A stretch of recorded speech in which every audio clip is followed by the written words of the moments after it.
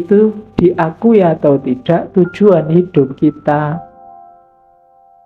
Kalau sudah senang, kita bahagia. Kalau kita sudah bahagia, rasanya kan kita hidupnya sudah lengkap. Kita merasa memiliki segalanya. Padahal mungkin enggak. Orang bahagia itu kan begitu. Kamu misalnya nembak pacarmu, diterima, seneng kan, bahagia. Itu rasanya di luar itu enggak ada apa-apa lagi. Seneng meskipun mungkin dompetmu lagi tipis, tugasmu enggak selesai-selesai, tapi seneng, bahagia. Orang bahagia itu rasanya full, hidupnya penuh.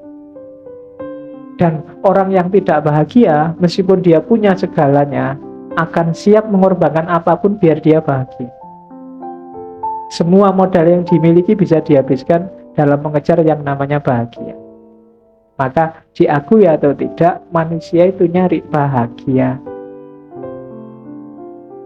Sehingga kalau ada orang mengejar kebahagiaan, jangan disalahkan. Itu fitrah. Oke.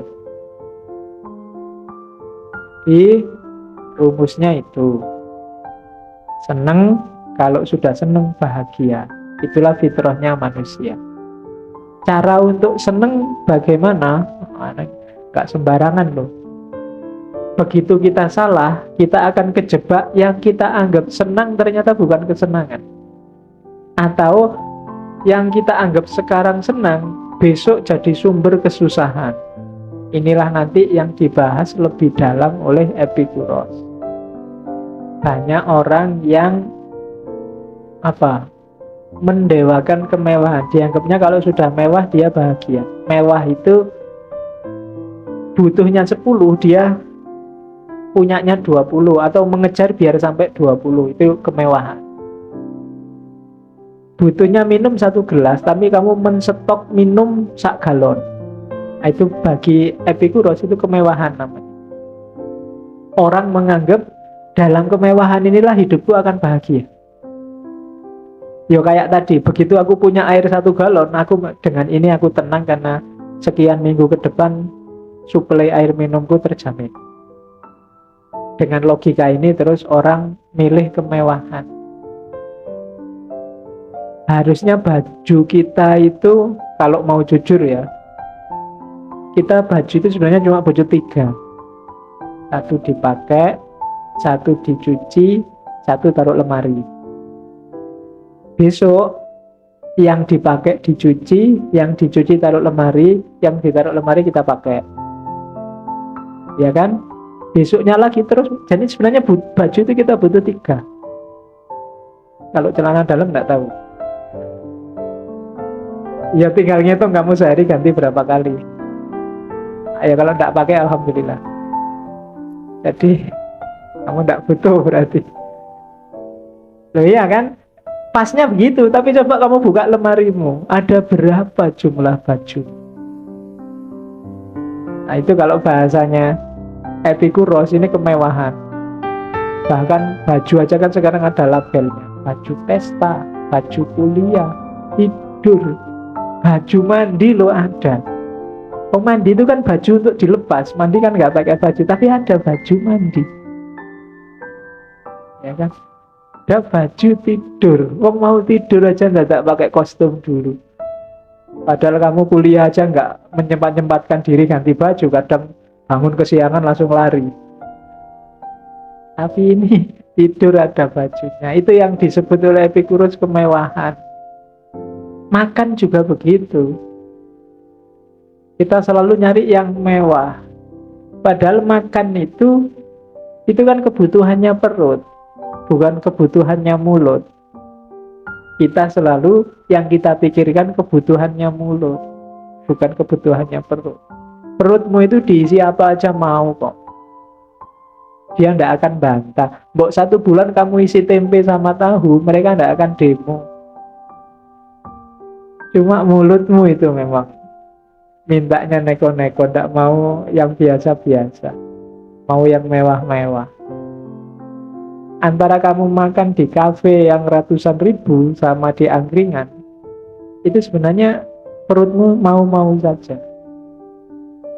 Antara kamu iced tea yang harganya 20.000 sama es teh manis yang harganya 1.500 itu sama saja. Perutmu ndak akan bantah, ndak kok begitu kamu minum es teh terus muntah, kalau iced tea terus bisa, ndak, sama aja. Ya, jadi cuma kita selalu yang dikejar apa? Kemewahan. Apalagi hari ini, kemewahan itu kan referensinya medsos. Begitu kamu di kafe, kamu foto cekrik, ya kan? Terus kamu upload. Tapi nek di angkringan kan enggak. Ya kan, makan nih di angkringan itu enggak ada. Paling kamu di kafe mana, di restoran mana, mesti begitu. Yang kamu banggakan kemewahan. Seolah-olah kemewahan itulah sumber kebahagiaan. Katanya Epikuros, apa iya? Orang di desa itu enggak kenal kafe, enggak kenal iced tea. Hidupnya ya tentram, damai, bahagia. Kita aja yang bikin ruwet hidup kita. Jadi kesalahan orang-orang zaman itu, katanya Epikuros, ya sebenarnya mirip aja kayak zaman sekarang. Biasanya orang ketipu, menganggapnya kalau sudah punya penghasilan, uang, biaya hidup, hidup akan bahagia. Banyak orang menganggap kepemilikan, harta, uang itu sumber kebahagiaan. Katanya Epikuros keliru. Bahagia itu tidak ada di situ. Konsepnya Epikuros tentang kerja mendahului jauh konsepnya Karl Marx. Kerja itu bukan masalah kamu dapat honor berapa, dapat uang berapa. Yang membahagiakan dari kerja adalah kamu eksis sebagai manusia. Kamu melakukan sesuatu, memproduksi sesuatu, dan mengubah sesuatu. Itu sebenarnya yang membahagiakan.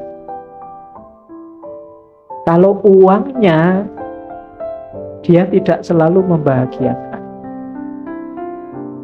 Kalau kamu mau, bisa dicoba, misalnya, uang pokoknya selalu punya, tapi kamu tidak ngapa-ngapain. Di rumah aja nonton TV, sebulan 2 bulan mungkin enak, tapi setahun kamu mesti tidak nyaman. Ingin melakukan sesuatu, maka awas jangan misidentifikasi. Uang bukan sumbernya. Kalau uang itu sumber kebahagiaan, orang yang tidak punya uang mungkin orang yang paling malang. Tapi sebaliknya, di dunia ini justru orang yang paling banyak problemnya adalah orang yang banyak hartanya. Ya kayak tadi sama rumusnya. Orang miskin itu paling yang dipikir satu, gimana caranya cari uang. Tapi orang kaya mikirnya macam-macam. Liburan di mana? Terus uang ini buat apa? Mau investasi di mana? Mikirnya banyak. Jadi mending tidak punya uang, kamu mikirnya cuma satu, gimana caranya nyari uang atau nyari utangan. Jadi kalau tidak punya kerja kan nyari utangan. Jadi itu dok kan yang kamu pikir, tidak mikir yang lain-lain. Tidak mikir pacar, masuk tidak usah, nggak duit-duit ya tidak mikir pacar, no. Tidak mikir beli rumah, beli mobil, apa mana. Nyari duitnya dulu, itu dok kan yang kamu pikir. Coba orang kaya, yang dipikir banyak. Gimana caranya investasi, gimana caranya mengembangkan uangnya biar besok kembali lebih besar, gimana caranya tambah sumpah.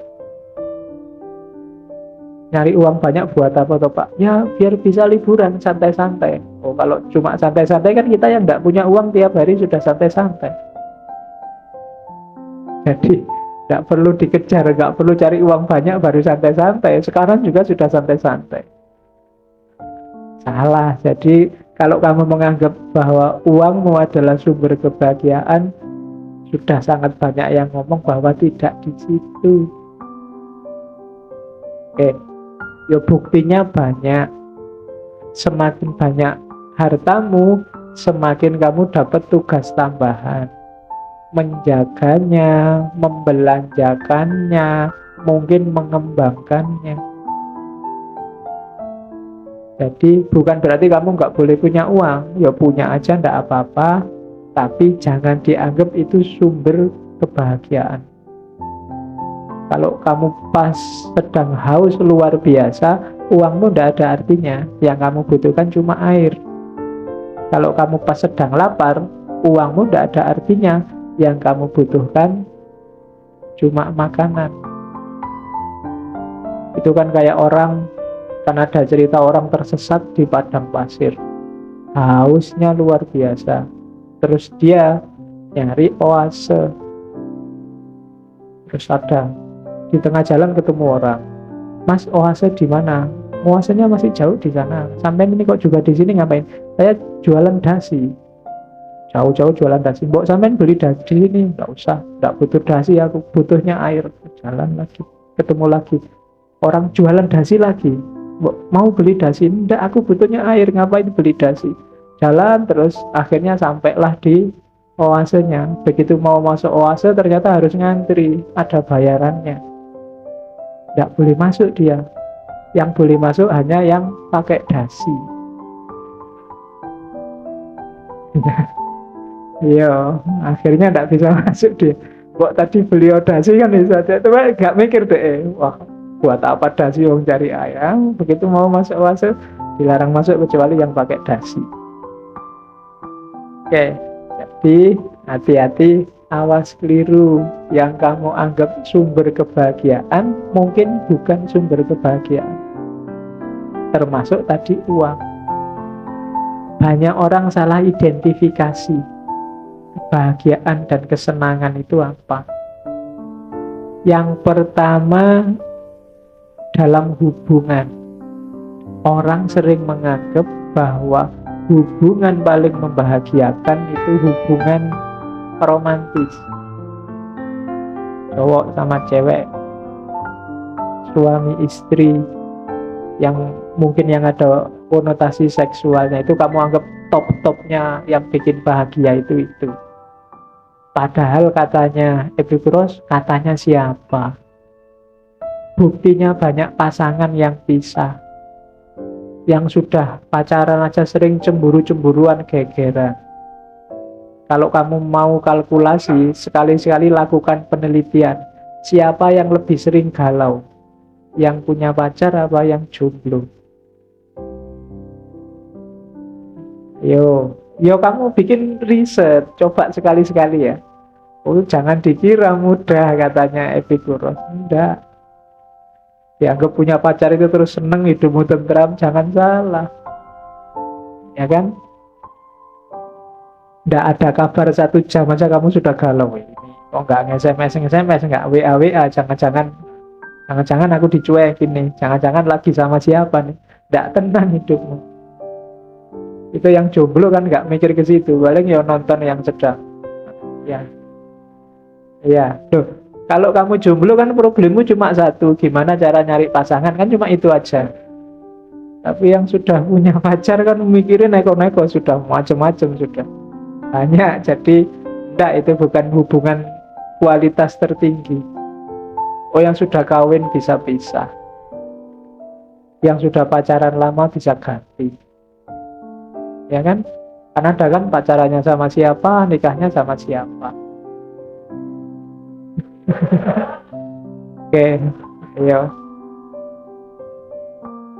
Iyalah. Ya yang pengalaman kan gitu. Pengalamannya temennya maksudnya. Jadi jangan salah. Kebahagiaanmu tidak di situ. Kalau urusan relasi antar manusia, kebahagiaanmu ada di teman sebenarnya. Sahabat. Pertemanan lebih membahagiakan daripada pacaran. Teman itu kan tulus, gak ada tuntutan apa-apa, bareng aja senang-senang bersama. Makanya kalau kamu nembak terus dijawab kita berteman aja ya, nah itu berarti alamat ngajak yang baik itu sebenarnya.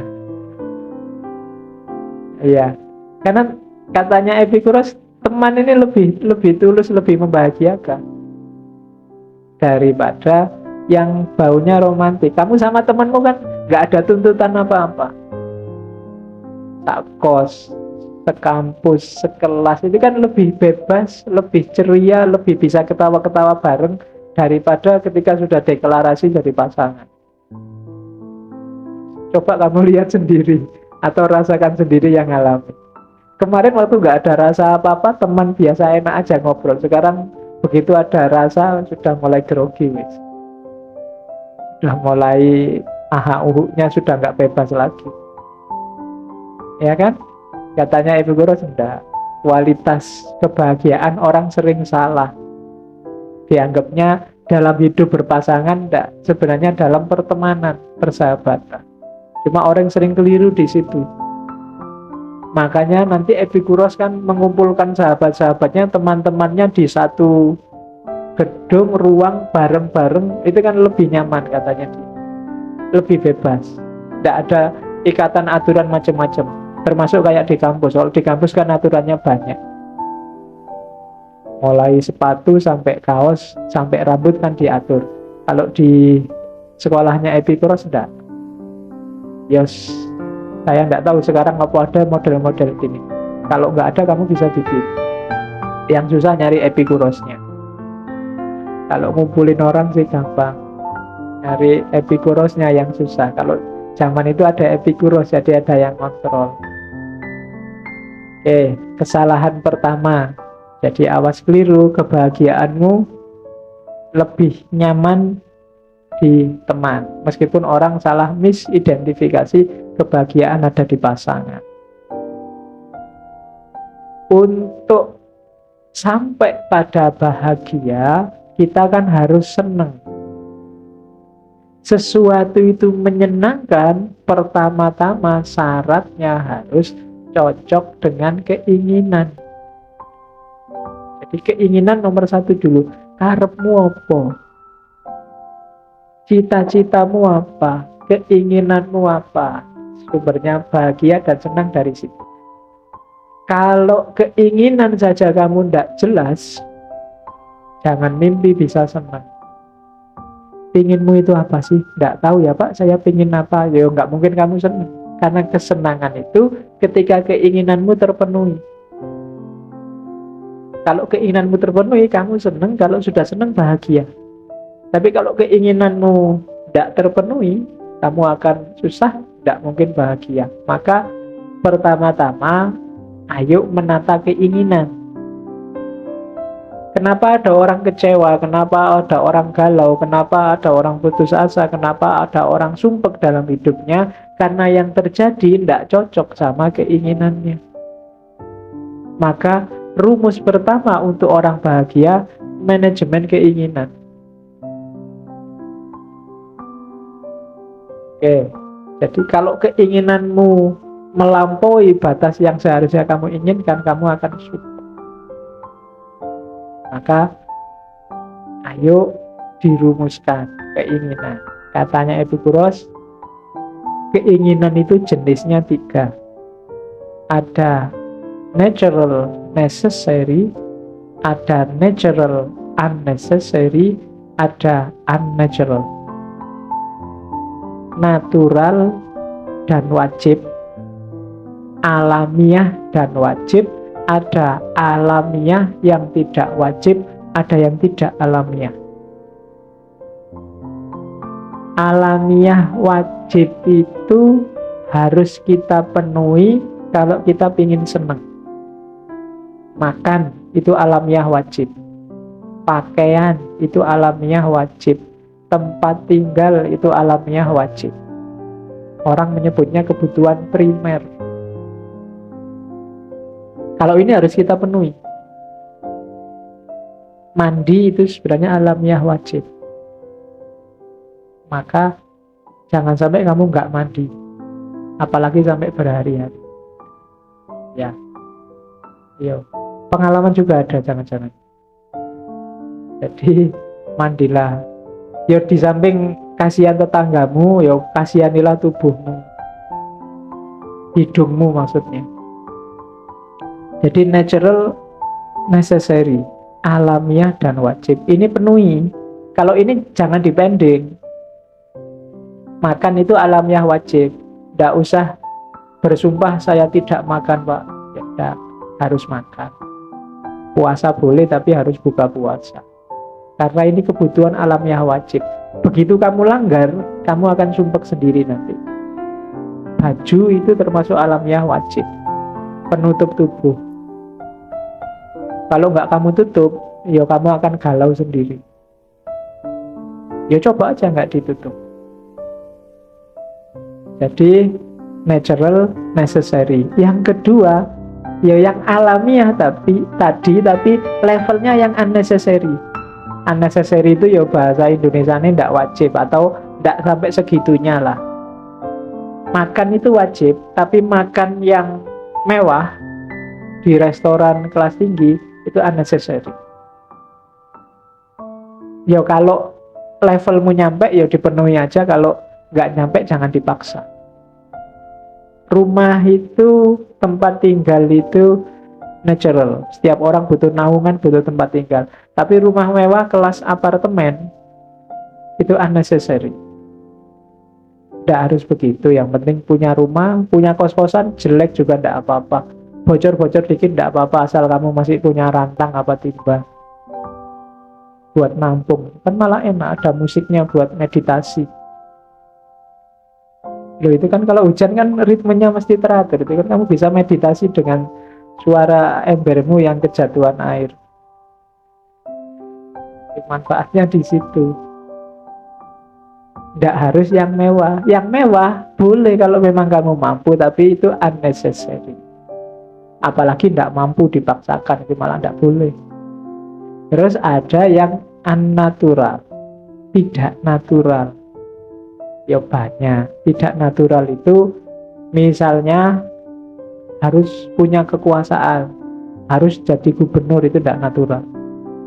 Harus punya pacar cantik, tidak natural. Harus banyak yang tidak natural. Jadi natural necessary, natural unnecessary, unnatural.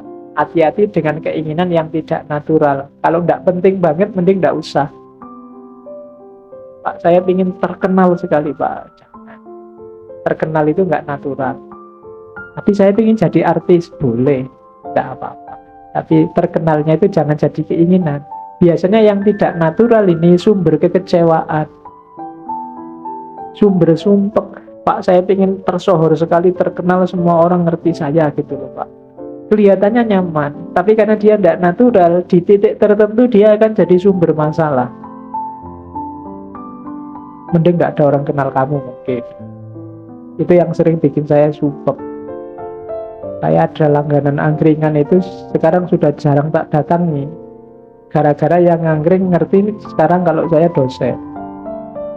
Awalnya aku santai wae, begitu ada mahasiswa datang, wah pak, salaman cium tangan, salaman. Ya, kalau saya datang, wah ini Pak dosen, monggo Pak, ngerasaaken nopo, ndak enak, ndak natural sudah. Jadi unnatural, jangan dikira popularitas itu membahagiakan. Kekuasaan juga begitu. Jangan dikira kamu ngincer kekuasaan sampai mengorbankan banyak hal. Itu ndak natural. Kalau datang padamu nggak masalah, cuma ndak usah dikejar-kejar, dia unnatural. Nggak usah fokus ke situ maksudnya. Karena begitu dia kamu inginkan, dia akan jadi sumber kekecewaan. Kalau yang natural necessary, boleh kamu inginkan kalau memang dalam ring kekuatanmu, kapasitasmu. Kalau yang natural necessary, harus kamu inginkan. Biar kamu tidak ketipu. Jadi penataan pertama itu, ingatlah kategori-kategorinya. Jangan sampai kamu kebalik, yang natural necessary dikorbankan untuk yang unnatural. Rumahnya dijual biar bisa sukses jadi lurah apa jadi camat. Nah itu unnatural unnatural disasar dengan mengorbankan yang natural necessary. Hasilnya bisa bunuh diri, bisa bikin stres luar biasa. Jangan dibalik. Jadi dahulukan yang memang primer. Yang sekunder, tersier ya tetap rankingnya belakangan. Oke. Ya punya pasangan ya, cuma harus cantik apa biasa-biasa saja itu kan sekunder dan tersier belakangan. Yang penting laku dulu baru nyari. Itu kan logikanya begitu. Jangan dibalik. Lah kalau kamu targetnya tinggi dulu nyari yang putih, yang rambutnya panjang, ya tapi ra entuk-entuk. Padha wae itu yang unnatural di Uber sementara yang natural necessary ditinggal. Yang wajib sing penting kan ono. Nah, perkara kualitas belakangan. Ya. Oke, jadi contohnya begitu. Karena ada orang kan yang ngejar kualitas sampai umur sekian puluh tahun nggak nikah-nikah. Yang penting kuantitas. Kualitas kan bisa diatur belakangan. Ya kalau kamu kaya ya operasi plastik kan bisa. Loh, kalau butuh plastik di rumah saya banyak. Terus kayak tadi ya, kesenangan itu fitrah. Kamu nggak usah galau kalau Pak saya itu kok pingin seneng terus ya Pak. Ya memang itu manusia, nggak ada manusia kok pingin susah. Kalau kamu bilangnya Pak dalam hidup saya mau susah Pak. Oh itu, ya dibawa ke rumah sakit jiwa. Nggak ada orang yang kok cita-citanya susah. Itu fitrah. Nah, ada beberapa catatan dari Epikuros. Yang pertama apa? Meskipun kesenangan itu baik, tidak semua kesenangan harus dipenuhi. Pinter-pinter mengatur. Jadi, Pak, saya senang sekali kalau minum Coca-Cola, soft drink, dan lain-lain. Enak, tapi tidak harus kamu penuhi terus-menerus. Ya bisa kamu analogikan rokok. Kan ada yang rokoknya luar biasa, seneng.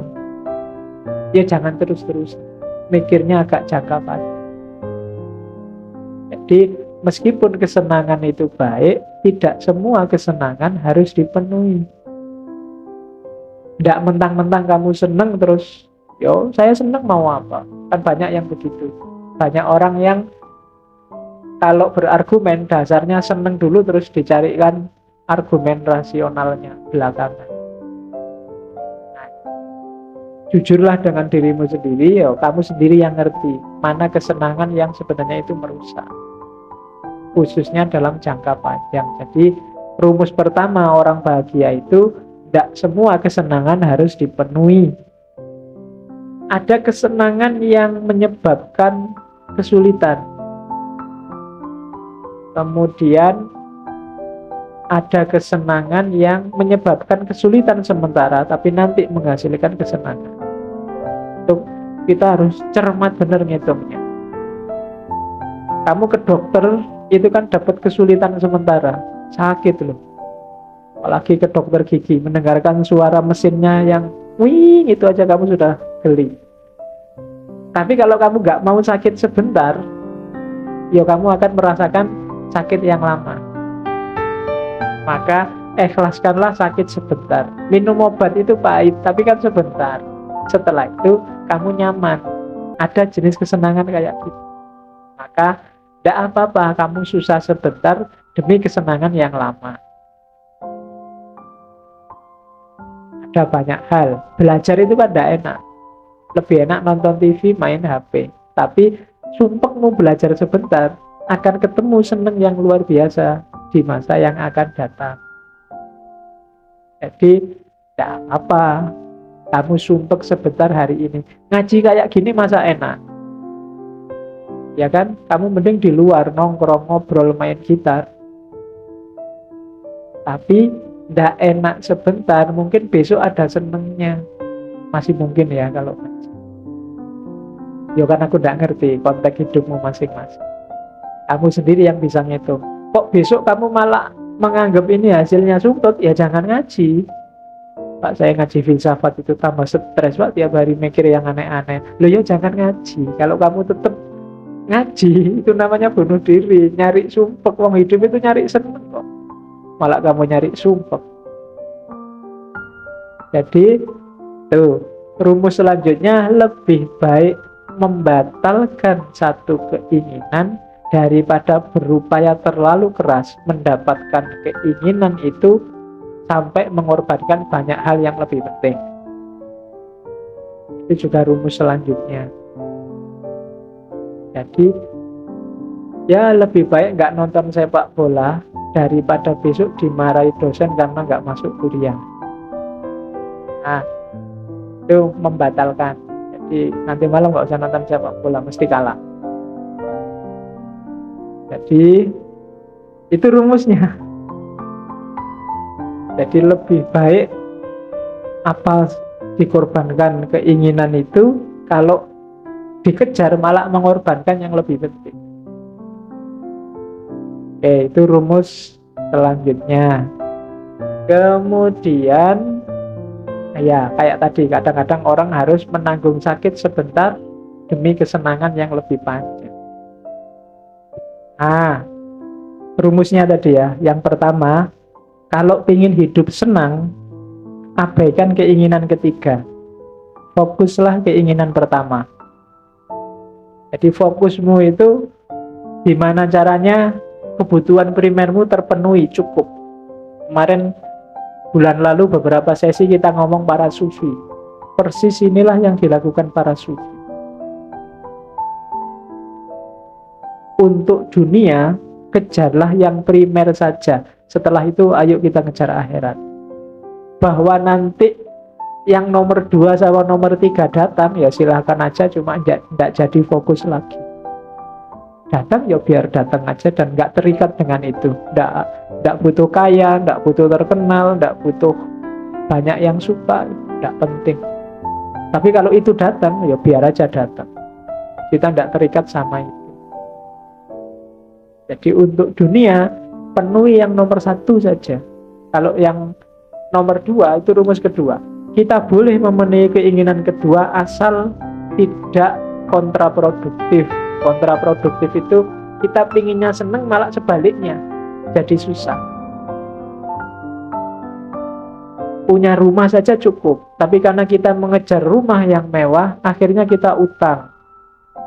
Begitu kita utang, ya benar kita punya rumah mewah, tapi tiap hari nggak bisa tidur, mikir bayar utang. Itu namanya kontraproduktif. Rumus kedua. Boleh sih kamu memimpikan level kedua yang natural unnecessary, tapi hitunglah jangan sampai hasilnya justru sakit, bukan seneng. Kalau hasilnya malah sakit, itu berarti keliru. Wong tadi kita nyari seneng kok biar bahagia.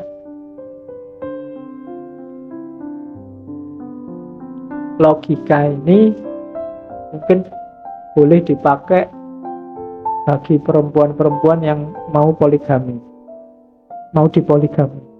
Istri 1 itu primer, cukup. Tapi istri 2, 3 itu unnecessary. Kalau hasilnya hanya sumpek, gegeran, galau, ya mending gak usah. Itu namanya bunuh diri. Pakai rumusnya Epikuros loh ya.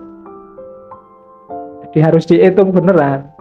Mau nambah 1 lagi, tapi kok hasilnya tawuran tiap hari, sumpek aku. Berarti jangan. Kalau kamu nekat, itu namanya nggak jadi seneng, jadi sumpek. Nah, ya apa-apa kamu harus pinter ngitung ini. Kalau di Epikuros rumusnya jangan sampai menimbulkan sakit, itu aja kuncinya. Kalau menimbulkan sakit berarti tidak.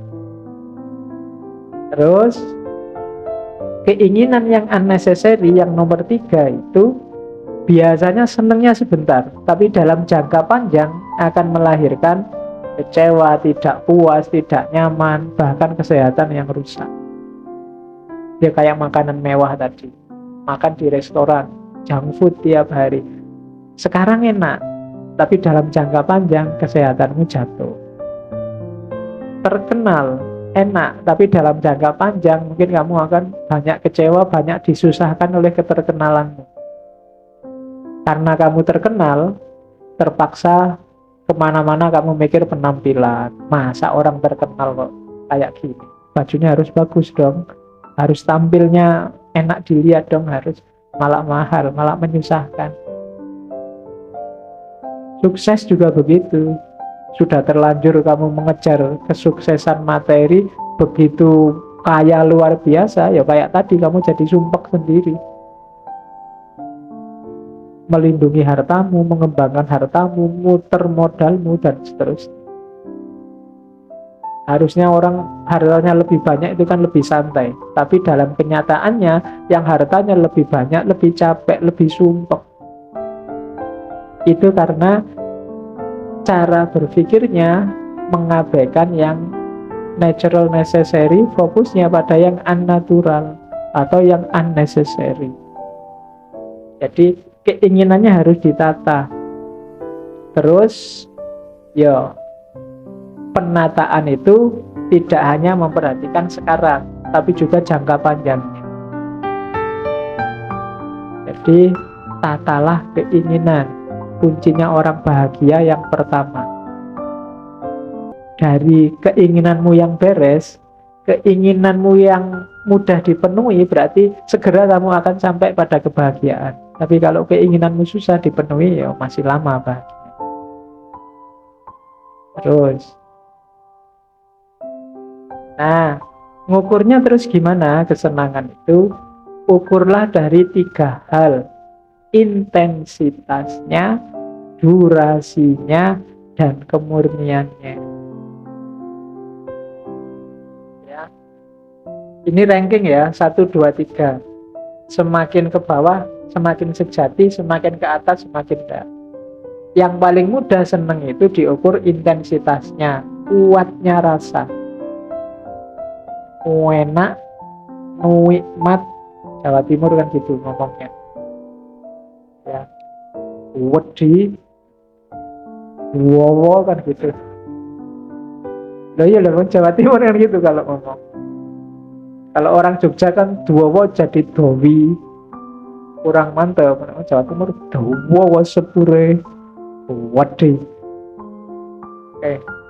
Uber-uber melawayu kan itu orang Jawa Timur. Ya, kan itu nadanya itu sangat luar biasa. Saya kan Jawa Timur, ngerti.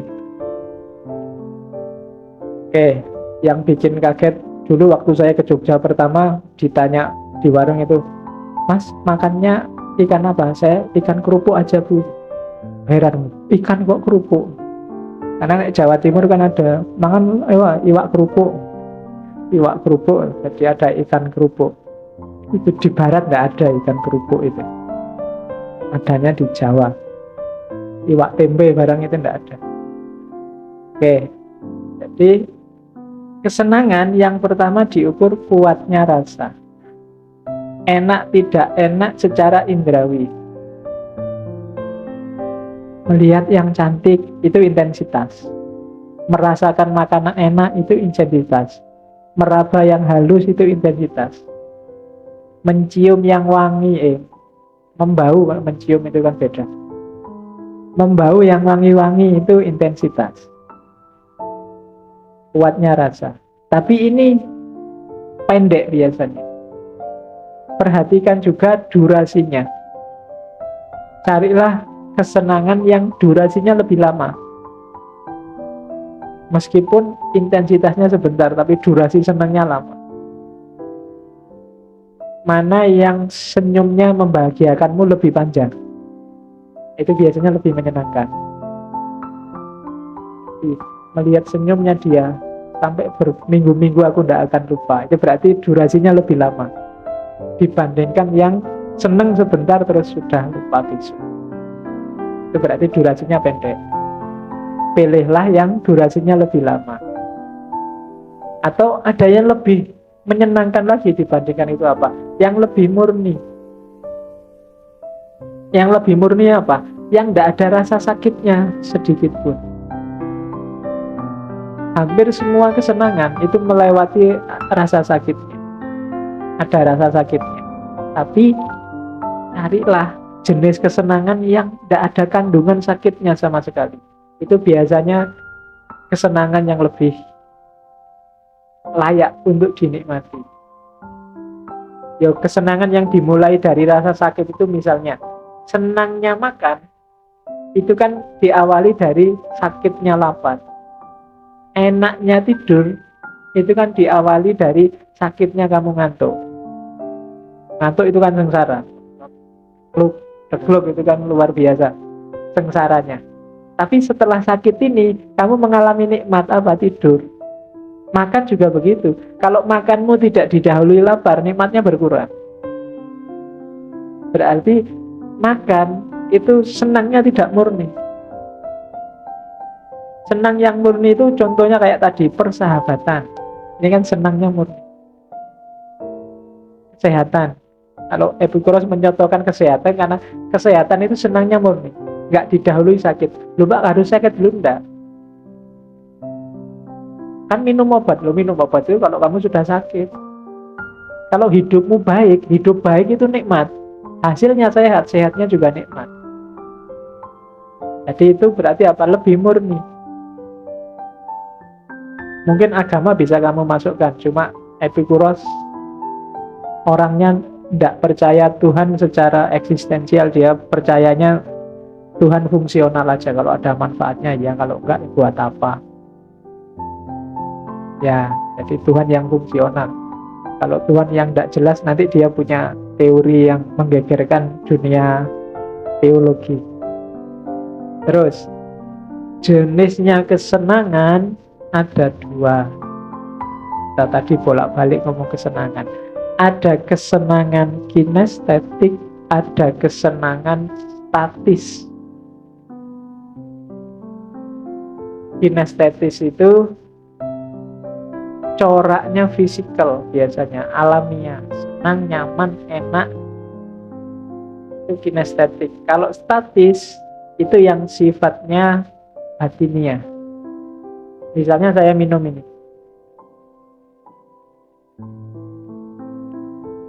manis, nyaman, enak, fisiknya. Setelah manis, nyaman, ini kinestetiknya. Setelah itu, alhamdulillah, puas aku. Ini statis, batinnya. Kinestetik itu bisa berubah-ubah, tapi kalau batin yang statis ini lebih stabil. Ada kalanya ini nggak terlalu manis, tapi aku puas juga, wong aku memang sedang haus. Ada kalanya terlalu manis, tapi tidak apa-apa, aku puas juga, wong anane mau ngiki piye meneh. Jadi yang dalam ini lebih stabil. Puas tidak puas itu ringnya lebih luas daripada yang kinestetik. Jadi ada dua jenis kesenangan. Kesenangan kinestetik itu biasanya kalau kita memenuhi kebutuhan alamiah, kebutuhan natural, itu kinestetik. Kebutuhan natural itu kan bisa berubah-ubah. Begitu kebutuhan natural terpenuhi, kita akan masuk ke kesenangan. Yang kebutuhan natural itu kinestetik. Di rumusnya itu. Seneng itu kan dari lahiriah ke batin. Awas keliru. Batin saja nggak bisa, Pak. Batin saja bisa, cuma sumbernya pasti dari lahiriah. Cuma lahir ini beragam, saya bilang bisa macam-macam. Ujungnya pada kepuasan yang sama karena dari lahiriah yang beda-beda. Seneng yang batin itu kan sama. Mungkin kamu gonta-ganti pacar 3 kali, pacarnya beda-beda, tapi tenang dan puasnya sama. Puas. Tenang aku. Tenangnya kan sama. Rasanya beda, tapi tenangnya sama. Kok rasanya beda? Nyaman. Pacar kok rasanya beda? Kok bahasannya? Yo pacarnya beda-beda lah gitu wae. Nyaman dan puas di batinnya itu sama. Jadi statis itu lebih stabil. Kalau kinestetik itu bisa macam-macam. Ada yang puas secara statik, tapi secara kinestetik tidak. Minuman kok pahit gitu ya, tapi karena yang bikin kamu tidak apa-apa, enak. Jadi batinnya sama-sama puas, meskipun kinestetiknya enggak. Jadi kategorikan ini, yang lebih kita kejar apa? Ya yang statis. Jangan ketipu dengan yang kinestetik. Kinestetik itu kadang-kadang kesenangan sebentar harus ditebus dengan kesumpekan yang panjang. Maka orang yang paham logika ini tidak akan mau nginep berdua sama pacarnya di hotel. Kenapa? Ketika kamu nginep itu yang kamu kejar kesenangan kinestetik. Statiknya tidak akan ketemu. Yo puasnya sih ya, tapi sebentar. Setelah itu, kalau lagi kamu sumpek lagi, ini keluar hotel ada yang tahu enggak ya? Nanti macam-macam, efeknya bisa panjang. Kalau yang kamu kejar hanya kesenangan kinestetik. Jadi ada dua jenis kesenangan. Perhatikan kesenangan yang statik, lebih long lasting, durasinya lebih lama dibandingkan kesenangan yang kinestetik, yang sifatnya fisikal. Maka jangan tertipu oleh yang fisik. Yang fisik bisa berubah-ubah. Kalau kamu suka seseorang hanya dari wajahnya, yang bikin kamu puas wajahnya, maka 50 tahun yang akan datang dia akan kamu buang. Karena mesti wajahnya berubah. Ya kecuali tadi operasi plastik. Jadi tidak ada orang yang cantik atau tampan itu permanen. Yang permanen kan jelek. Oh iya, kejelekan itu kan permanen. Saiki jelek, besok jelek, sampai besok-besok ya tetap jelek. Jadi jelek itu absolut. Kalau cantik itu temporer, relatif. Oke, maka carilah yang lebih sejati, jangan nyari yang temporer. Oke, carilah yang statis, jangan yang kinestetik.